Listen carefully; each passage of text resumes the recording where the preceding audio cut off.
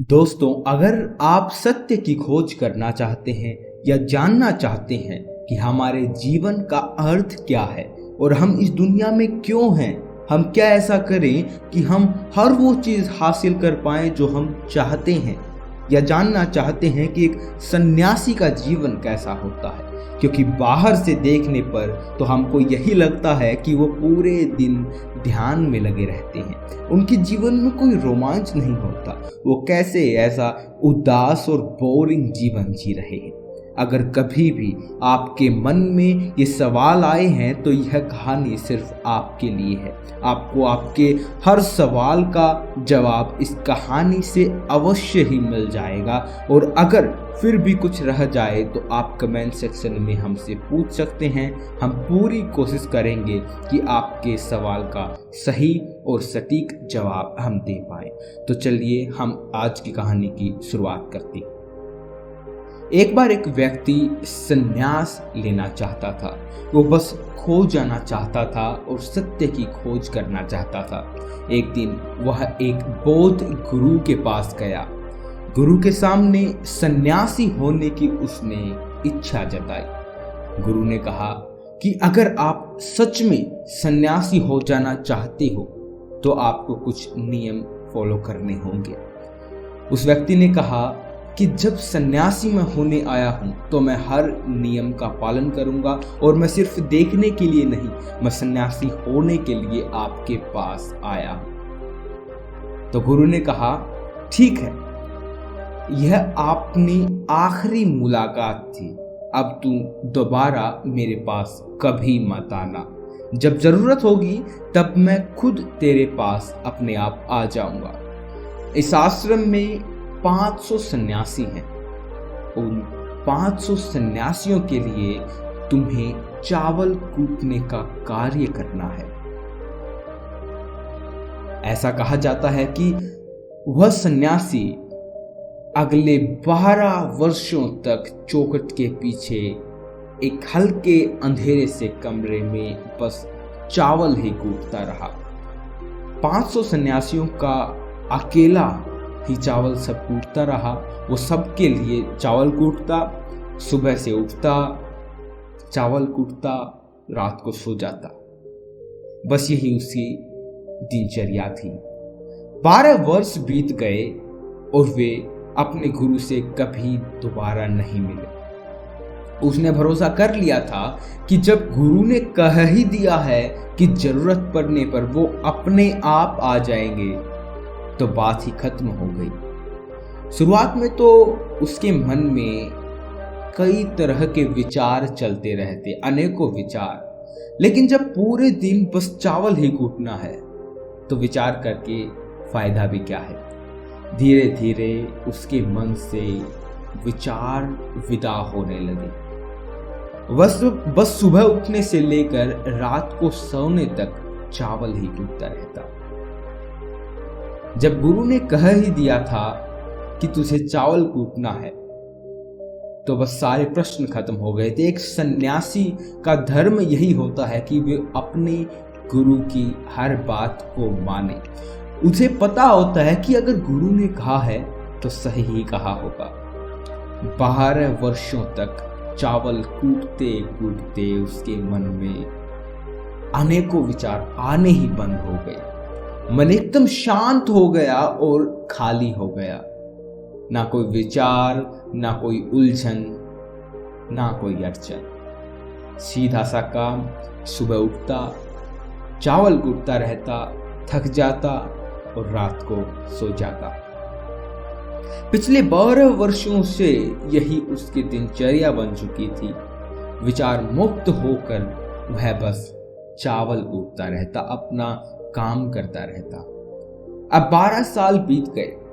अब गुरु ने घोषणा की कि अब मैं बूढ़ा हो चुका हूं, मेरे जाने का समय आ चुका है। जो भी व्यक्ति मेरा उत्तराधिकारी बनना चाहता हो वो आज रात मेरे कमरे की दीवार के बाहर 4 पंक्तियां लिख जाए, जिसमें जीवन का सत्य उजागर हो, जिसमें उसका और उसके विचारों का सत्य उजागर होता हो। लेकिन ये विचार उसके खुद के होने चाहिए या उसका खुद का अनुभव होना चाहिए। यह घोषणा सुन सभी शिष्य डर गए, क्योंकि गुरु को धोखा देना आसान बात नहीं थी। वैसे शास्त्र तो सभी शिष्यों ने पढ़ ही रखे थे, लेकिन उन सभी शिष्यों में से जो सबसे बड़ा विद्वान था, उसने साहस जुटाकर गुरु के कमरे की दीवार पर उस रात 4 पंक्तियां लिखी। उसने लिखा था कि मन एक दर्पण की तरह है जिस पर धूल जम जाती है। धूल को साफ कर दो तो धर्म उपलब्ध हो जाता है। इस धूल को साफ कर दो तो सत्य अनुभव में आ जाता है। सुबह गुरु उठे, उन्होंने देखा तो चिल्लाए, यह किस मूर्ख ने मेरी दीवार खराब कर दी, उसे पकड़कर मेरे पास लाओ। पर वह विद्वान तो रात को लिखकर ही भाग गया था। वह डरा हुआ था, क्योंकि यह पंक्तियां, जैसा कि मैंने बताया, उसकी नहीं थी। उसने एक बड़े शास्त्र से इन पंक्तियों को चोरी किया था। इसमें उनका खुद का अनुभव नहीं था। सब तो अच्छे थे, लेकिन उनमें प्राण नहीं थे। वह जाते समय अपने आश्रम के मित्रों से कह गया था कि अगर सुबह गुरुजी कहें कि वाह क्या बात कही है तो मुझे खबर कर देना, लेकिन अगर गुरु पढ़कर क्रोधित हो जाएं तो मेरा पता उनको मत बताना। सारा आश्रम चिंतित हुआ कि इतने सुंदर वचन हैं, वचनों में कमी क्या है? मन दर्पण की तरह ही तो है, जिसमें शब्दों की, विचारों की, अनुभवों की धूल जम जाती है। बस इतनी ही तो बात है। साफ कर दो दर्पण तो सत्य का प्रतिबिंब फिर बन जाता है। लोगों ने कहा, उस सन्यासी ने बात तो बिल्कुल ठीक लिखी है, लेकिन पता नहीं गुरुजी इतना गुस्सा क्यों हो रहे हैं। लगता है वो ज्यादा ही कठोर हैं। और अब देखते हैं कि इससे ऊंची बात गुरुजी कहां से लेकर आएंगे। ऐसी ही बातें पूरे आश्रम में चल रही थी। ऐसे ही कुछ सन्यासी यही बात करते हुए उस व्यक्ति के पास गए जो चावल कूट रहा था, जो वर्षों से चावल कूट रहा था। 12 वर्षों से उस कमरे में चावल कूट रहा था। उसने भी उन चारों की बात सुनी। उनकी बात सुनकर वह हंसने लगा। उनमें से एक ने पूछा, तुम क्यों हंस रहे हो? क्या बात है, हमें भी बताओ। उसने कहा कि गुरु ठीक ही तो कह रहे हैं, किस नासमझ ने ये लिखा है। यह सुन वह चारों सन्यासी चौंक उठे। तुम पिछले 12 वर्षों से चावल कूट रहे हो और हम शास्त्रों पर सर पटक पटक कर मर गए, तो अब हमें तू बताएगा कि क्या सही है और क्या गलत है। उनमें से एक ने कहा, तो क्या तू लिख सकता है इससे बेहतर कोई वचन? उसने कहा, पिछले 12 वर्षों से चावल कूटते कूटते लिखना तो मैं भूल ही गया हूं, लेकिन मैं बोल जरूर सकता हूं। अगर कोई लिख दे तो मैं बोल जरूर सकता हूं, लेकिन एक बात याद रहे कि उत्तराधिकारी बनने के लिए मैं ये नहीं लिख रहा हूं। वह उस उत्तराधिकारी बनना मेरी कोई इच्छा नहीं है। अगर लिखने की वजह से मुझे उत्तराधिकारी बनना पड़े तो मैं नहीं बताऊंगा वो शब्द, वो पंक्तियां मुझे लिखवानी ही नहीं। फिर उन चारों ने कहा, अरे तू बोल, हम लिख देते हैं। उसने लिखवाया। कहा, लिख तो। कैसा दर्पण कैसी धूल, ना कोई दर्पण ना कोई धूल, जो इसे जान लेता है धर्म को उपलब्ध हो जाता है, सत्य को उपलब्ध हो जाता है।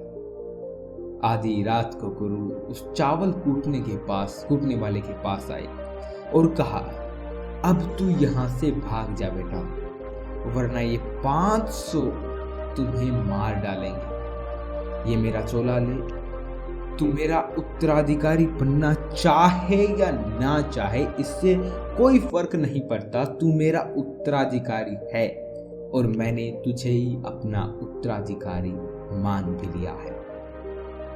लेकिन अब तू इस आश्रम से भाग जा, क्योंकि ये लोग तुझे जिए नहीं देंगे। ये सब बर्दाश्त नहीं कर पाएंगे कि एक चावल कूटने वाला सत्य को उपलब्ध हो गया, सत्य की उसने खोज कर ली, आत्मज्ञान को उपलब्ध हो गया और ये शास्त्रों पर सर पीटते रह गए। इसीलिए तो यहाँ से चला जा बेटा।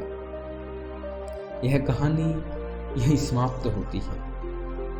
विचार शून्यता के संदर्भ में एक बार गौतम बुद्ध ने भी अपने एक शिष्य से कहा था कि जिस दिन तुम्हारे दिमाग में विचार उठने बंद हो जाएंगे, उस दिन तुम सत्य का अनुभव करोगे, तुम खुद को, इस ब्रह्मांड को अच्छे से समझ पाओगे और यही बुद्धत्व प्राप्ति का पहला कदम है।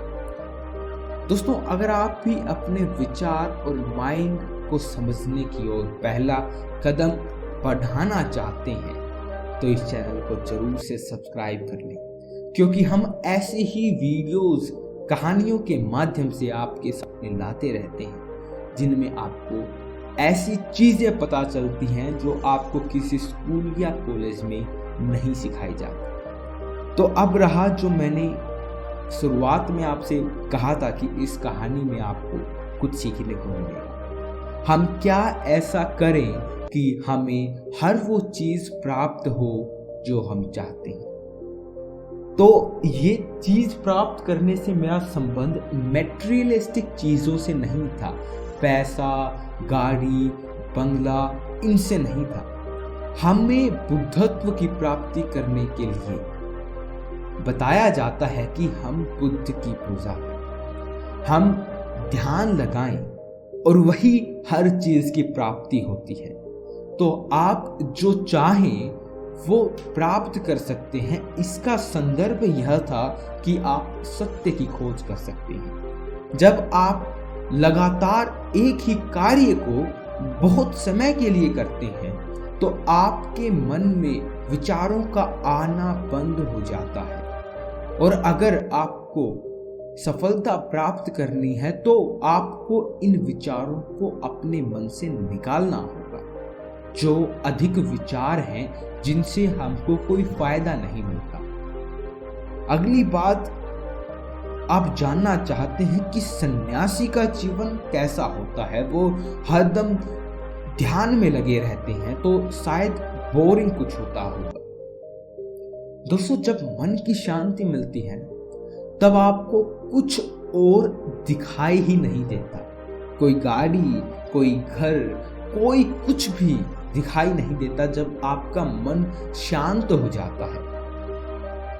और हमारा इस दुनिया में आने का कर्तव्य, हमारा कर्म यही है कि हम अपने मन को शांत रखें, दूसरों की मदद करें। और दूसरों की मदद करने का भाव यह नहीं होना चाहिए कि आपकी ये बंदा कल मदद करेगा। आप किसी की मदद अगर कर रहे हैं तो आपके मन में ये होना चाहिए कि आप एक्सपेक्ट नहीं कर रहे हैं कि अगला भी आपकी मदद करे। तो इसी तरह की चीजों से बौद्ध व्यक्ति या जो सन्यासी होते हैं वो बहुत दूर होते हैं, गाड़ी, घर, बंगला, इन चीजों से। इसीलिए उनका जीवन इतना आसान, सरल हो जाता है कि वो जो चाहें वो प्राप्त कर सकते हैं। तो जीवन बोरिंग बिल्कुल भी नहीं है। किसी सन्यासी से अगर आप पूछ सकें तो आप उनसे जरूर पूछिएगा। कहानी समाप्त हो गई, आपके सवालों के जवाब भी हमने दे दिए। अब हम चाहते हैं कि आप इस चैनल को सब्सक्राइब कर लें, क्योंकि हम हर रोज आपके लिए ऐसी ही कहानियां इस चैनल पर लाते रहते हैं। तो हमें भी एक मोटिवेशन मिले, हमें भी जानने को मिले कि ऐसे लोग हैं जो इन कहानियों को सुनना चाहते हैं और अपने जीवन में कुछ बड़ा करना चाहते हैं, सफल होना चाहते हैं। कहानी को सुनने के लिए आपका बहुत बहुत धन्यवाद। मिलते हैं अगली वीडियो में, तब तक के लिए सुखी रहिए, संपन्न रहिए।